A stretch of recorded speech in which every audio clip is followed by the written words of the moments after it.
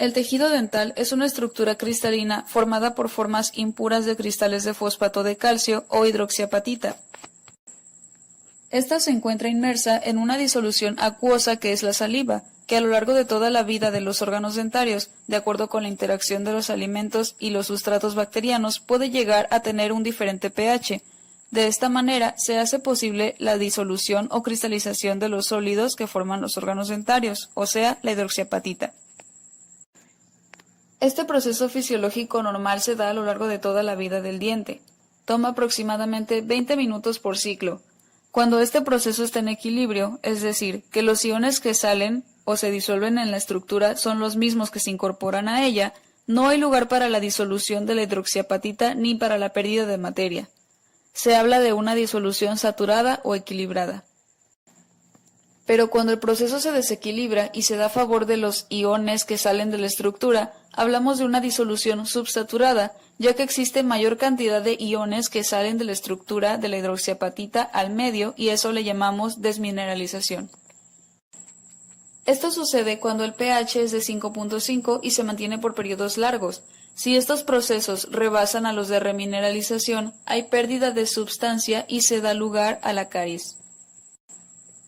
La destrucción del esmalte se da principalmente por su disolución ácida, no siendo este el único proceso que ocurre en una lesión cariosa. Los mecanismos de resistencia y reparación ocurren de manera dinámica, que puede terminar con un proceso de disolución. Esto es consistente con los hallazgos clínicos, donde ciertas lesiones en el esmalte no solamente se detienen, sino que son reversibles a su estado original.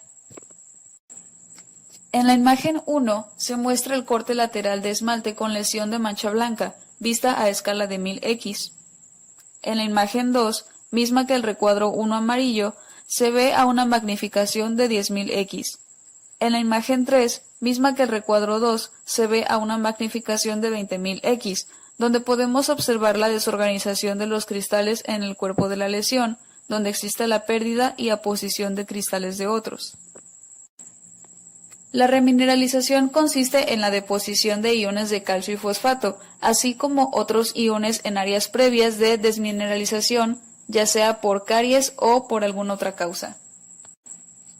En un proceso de remineralización, la estructura de los prismas no se rehace en las formas originales. La cantidad de mineral en el área alterada está aumentada por el crecimiento de los cristales que se encuentran, o por precipitación de estos en los poros de esmalte existentes.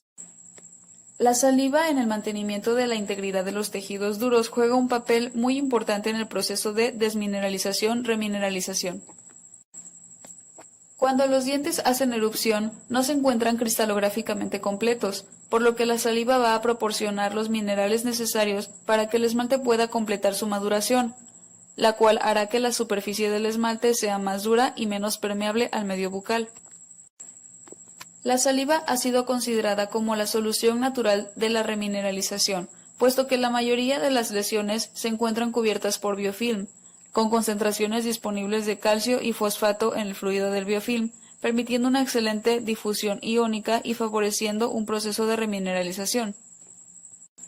La curva de Stefan. Esta se presenta después de realizar un colutorio con carbohidratos. En ella podremos observar una caída del pH a un rango crítico y nuevamente la elevación de este, donde el proceso de descalcificación y recalcificación se presenta. Proteínas en la saliva que favorecen al proceso de la disposición de los cristales. Los investigadores han identificado 309 proteínas en la saliva oral. Más del 95% corresponde a las principales familias de proteínas. Sin embargo, existen algunas proteínas salivales que participan favoreciendo el proceso de la deposición de los cristales. Proteínas ricas en prolina ácida, PRP. Estas constituyen del 25 al 30% de todas las proteínas de la saliva. Tienen la capacidad de unir con fuerza al calcio, indicando que pueden ser importantes en la formación de la película y el mantenimiento de sobresaturación del calcio iónico en relación con los iones del fosfato de la saliva. Estas, al igual que la amelogenina hidrofóbica, que dieron origen al ensamblaje proteico de la matriz inicial del esmalte, contienen proteínas ricas en prolina, que por su peso molecular de 25.000 daltons son capaces de permitir la formación de nuevos cristales. Estaterinas. También se encuentra entre los primeros constituyentes de la película adquirida. Es una pequeña proteína ácida de bajo peso molecular que consta de 43 aminoácidos con un segmento N-terminal fuertemente cargado negativamente. Este segmento es el principal responsable de la actividad inhibidora en la precipitación espontánea de sales de calcio intraductales, evitando la formación de cianolitos. Pero sí permite que se precipiten sobre la superficie del esmalte de manera controlada, participando en la función de remineralización de la saliva. Al igual que las PRP, las estaterinas tienen la capacidad de unirse a la superficie del diente y a las bacterias, por lo que participan en la formación de la película adquirida y a la colonización bacteriana. El proceso reverso hoy en día es aceptado y ocurre cuando una superficie inicialmente diagnosticada como cariada se vuelve firme y sólida con el tiempo, resultado de una remineralización. Para que una mancha blanca se remineralice depende de algunos factores como su localización, la duración de la lesión, la edad del paciente y los cambios dentro de la cavidad bucal que afectan las condiciones cariogénicas en la superficie del diente. Las manchas blancas en superficies lisas aparentemente se remineralizan bajo condiciones naturales más fácilmente que lesiones en fosetas y fisuras. Las lesiones de mancha blanca siempre preceden a una cavitación en un periodo de 2 años. Debido a que los carbohidratos fermentables no se encuentran en contacto con las estructuras dentales de manera continua, la formación del calcio en la interfase de la superficie del biofilm y el diente, o bien su presencia entre la lesión, no es continuo. El microambiente de una lesión blanca fluctúa. Cuando el pH baja, los minerales se disuelven y cuando se eleva, algunos minerales se precipitan generándose la mineralización. El tipo de cristales inorgánicos precipitados en diferentes puntos durante la elevación del pH hasta llegar a la neutralidad va a depender en las proporciones de iones inorgánicos presentes y estas serán influenciadas considerablemente por la presencia de rastros de elementos. Por ejemplo, una pequeña cantidad de flúor fomentará que se vuelvan a precipitar estructuras cristalinas de apatita como hidroxiapatita y fluoroapatita. Este es un cuadro de las diferentes formas o sistemas de los cristales en su forma unitaria, con respecto a sus longitudes axiales y ángulos, sus retículos y geometría unitaria. La disolución del esmalte durante un proceso de ataque de caries es un proceso complicado y difícil de entender.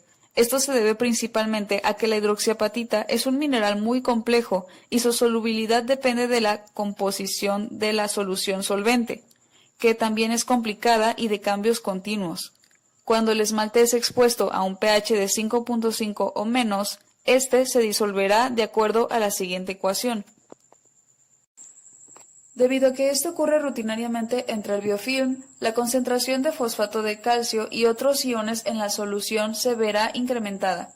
Cuando el biofilm deja de producir ácido, el pH aumenta y la cantidad de material mineral disuelta que la solución puede contener se verá disminuida, resultando la precipitación de algunos de los minerales.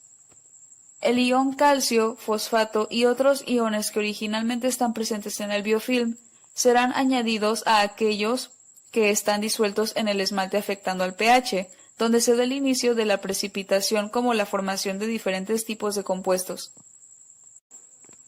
Por lo que la disolución del esmalte por caries puede verse como un fenómeno cíclico que consiste en varias fases de desmineralización y reprecipitación de minerales, determinados por los cambios en el pH y la concentración de iones entre el biofilm y la lesión. Existen 7 sistemas de cristales, con sus longitudes axiales y ángulos y retículos, para darnos una geometría tridimensional de la celda unitaria.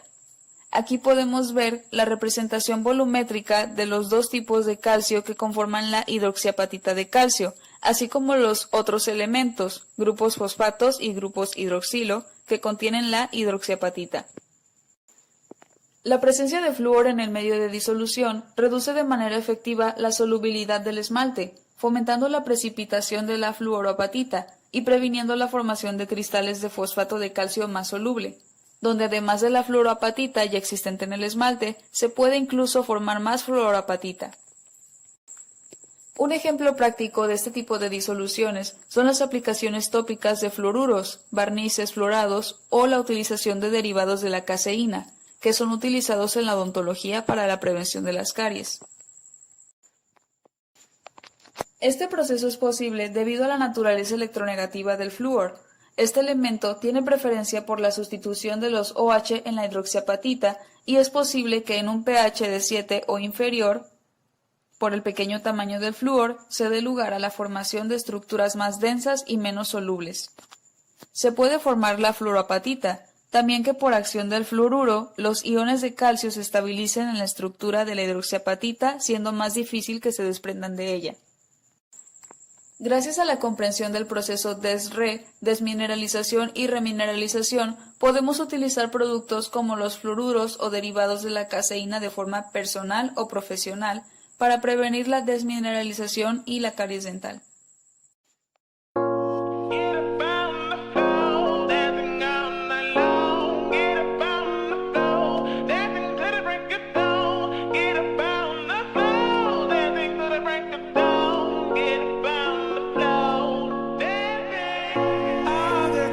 My baby.